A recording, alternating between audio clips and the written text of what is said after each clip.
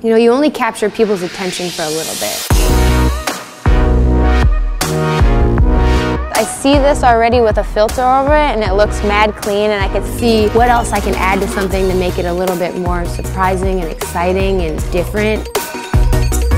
I would actually cut it from like right above that point and just use that top half of skyline.